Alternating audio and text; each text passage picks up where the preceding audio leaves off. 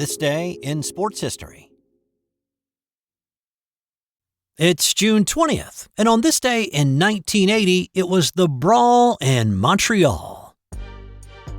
This was the first of the three fights that Sugar Ray Leonard and Roberto Duran would contest. Even though we were only 6 months into the 80s, this fight was already being billed as the fight of the decade. Leonard was a perfect 27-0, and he was the WBC welterweight champ. Duran had moved up to the weight class and had won all 8 bouts that he'd had as a welterweight. Now, Leonard was happy to be back in Montreal's Olympic Stadium, the site of his gold medal winning performance back in the 1976 Olympics.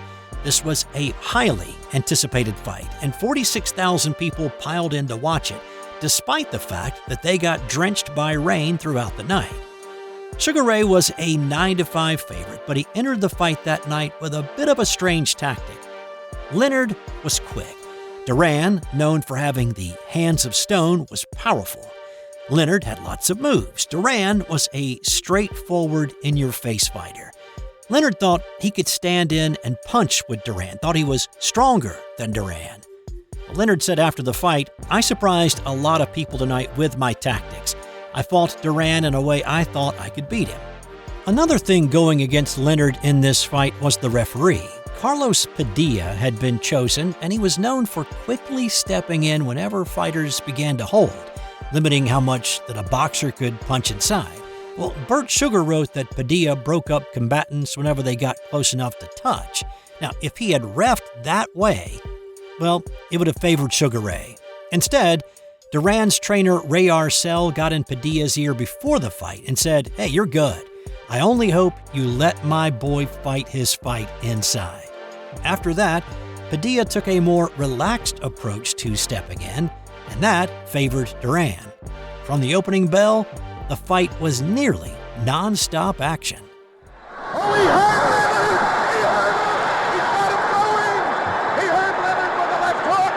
He buckled Leonard, and he feels it. He's holding on. Leonard is in trouble.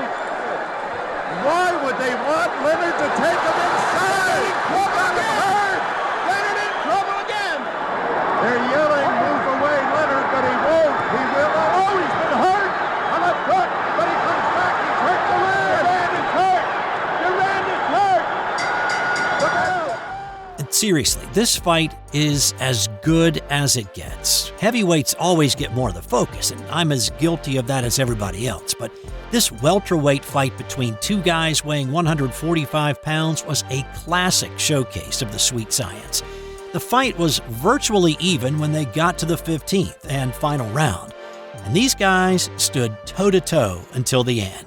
This one will go all the way, and we're going to have a decision, and then Leonard may have pulled it out with the 15th round.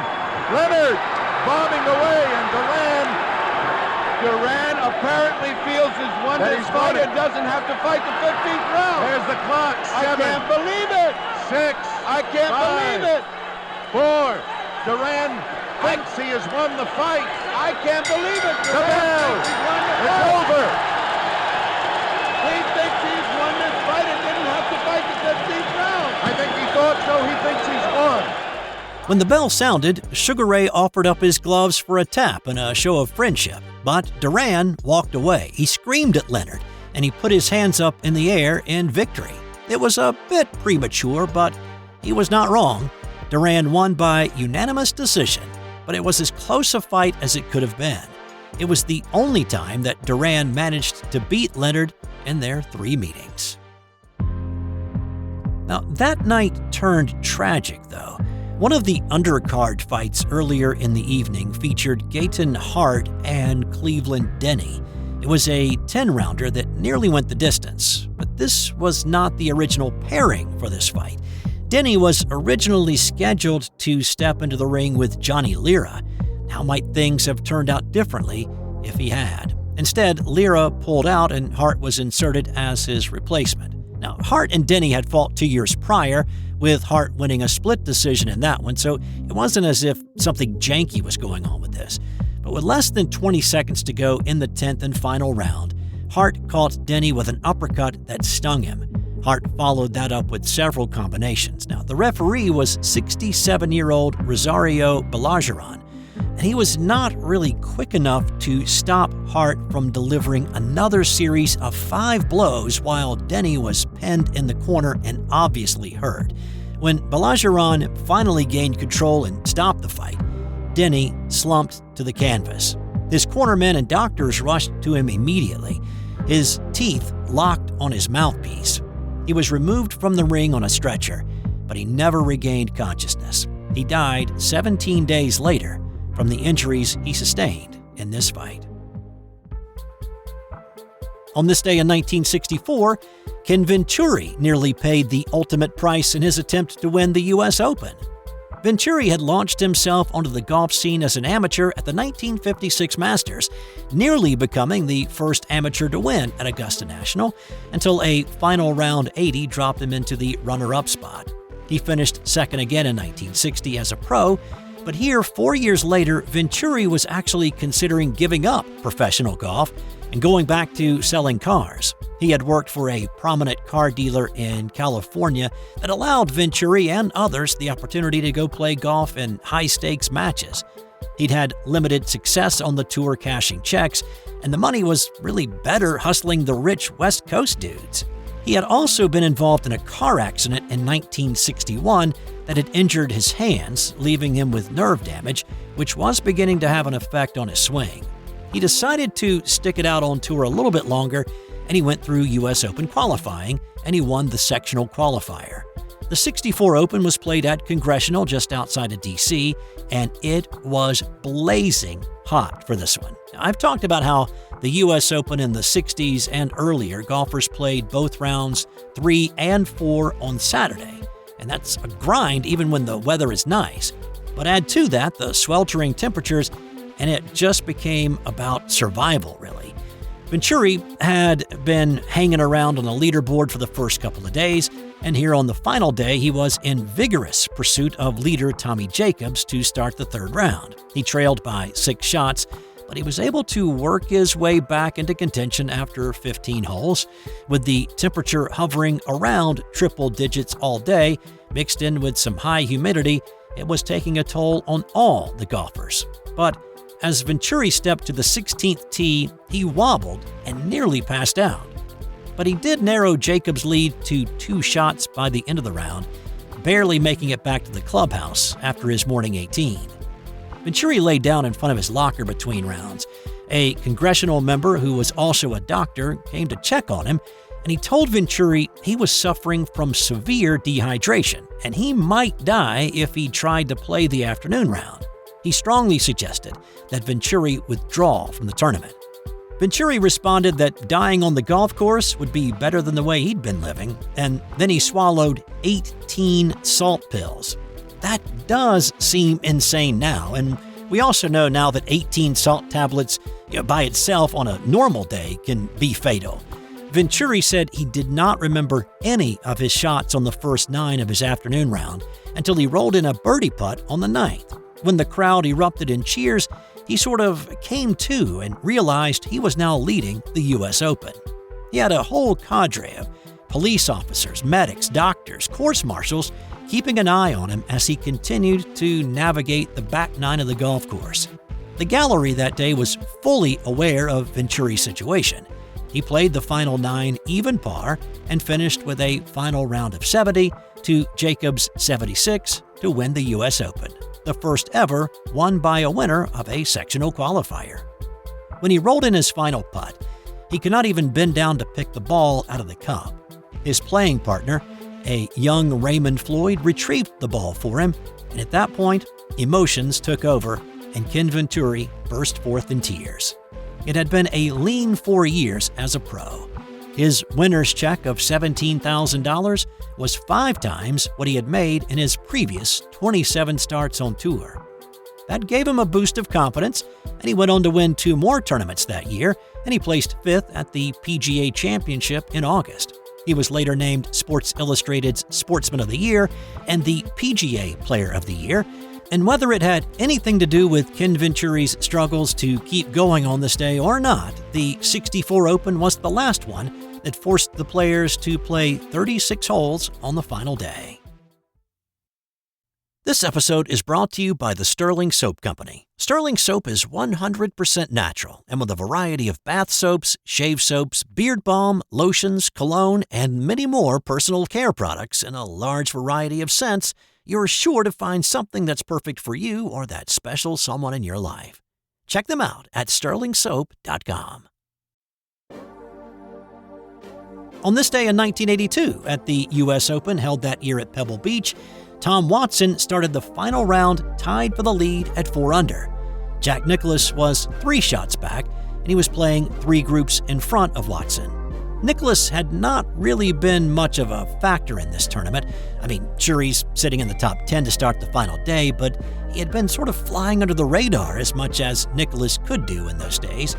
But he announced his presence as a true contender when he birdied 5 straight holes on the front side. When Jack closed out his round with a 69, he was just a shot back of Watson. When Watson bogeyed the 16th, they were tied. The 17th was a 200-yard par 3 with a tricky green. It was small, guarded by a lot of bunkers, and it required a precise shot. Watson did not hit his 2-iron as precisely as he needed to, though, and it carried a little bit long, nestling in the thick greenside rough. Watson turned to his caddy, Bruce Edwards, as he walked off the tee, and he said, "That's dead." When he got to the ball, though, it was sitting up a little, but it was still in thick, long grass. It was a tough shot. The ball was on a downslope, and with the green also sloping away from him, it was going to be nearly impossible to get it close. But Watson had practiced that shot, knowing that Pebble Beach in those days featured mostly downslope lies around the green if you missed the bunkers. And as he pulled his sand wedge from his bag, Edwards, his caddy, said, "Get it close," to which Watson responded, "Get it close? Hell, I'm going to sink it." But this is a shot of his that he generally plays very well. Of course, the conditions now that he has to play the shot test anyone, so we'll just have to see. Looks good. Done. Looks good. Do you believe it? Do you believe What it? can you say? Tom Watson pitching into the hole for a birdie has taken the lead in the U.S. Open. One more par and he's finally won it. Watson would go on to birdie the 18th as well and win by 2 over Nicklaus. It was Watson's only U.S. Open win of his career, but he won it with one of the great shots in golf history. Interestingly, though, nearly lost to history are the putts that he made earlier in the round. His par save on the 10th was probably more impressive, hitting his approach into thick grass, chipping to 25 feet, and then hitting the putt for the 4. On this day in 1993, it was the Chicago Bulls winning another championship. This time, it was John Paxson who hit the big shot.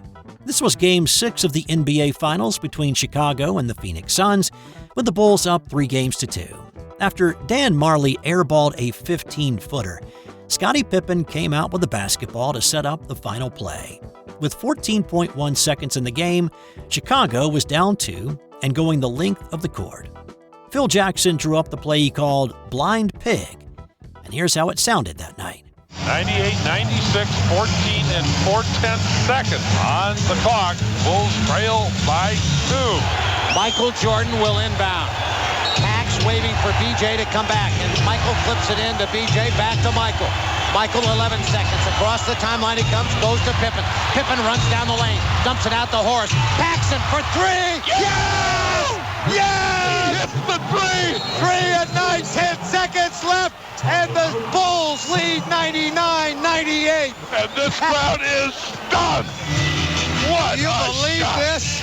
Do you believe this? Paxson's 3 were the only points scored in the fourth quarter by someone other than Michael Jordan.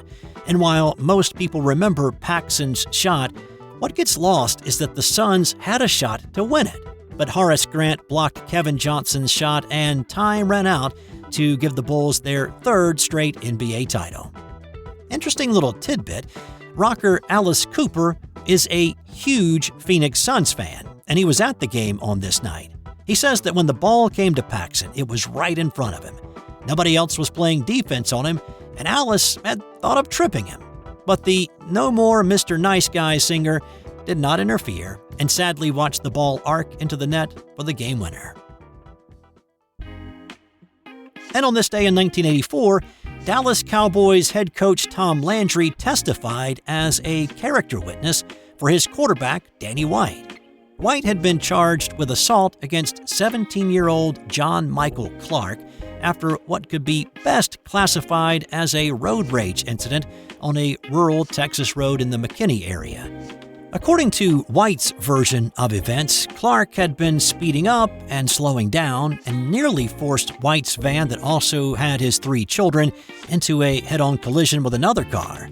The two stopped their cars and confronted each other, with White saying that he hit Clark in self-defense.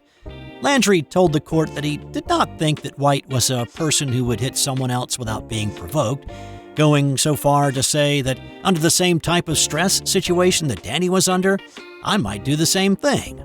White was later acquitted of the charges. And time now for today's That's Got Nothing to Do with Sports fun fact. The first sound recording is widely accepted to be an 1877 recording of Mary Had a Little Lamb, captured by Thomas Edison. But an 1860 recording by the Frenchman Edouard Léon Scott de Martinville of a French folk song using a phonautograph, which used soot to capture a picture of the sound wave, was rediscovered in the early 2000s. Now, while the phonautograph was not meant to play back sound, scientists at the Lawrence Berkeley National Laboratory in California successfully recreated the recording of the squiggly lines in 2008, making the Frenchman's experiments the first official recorded sound in human history.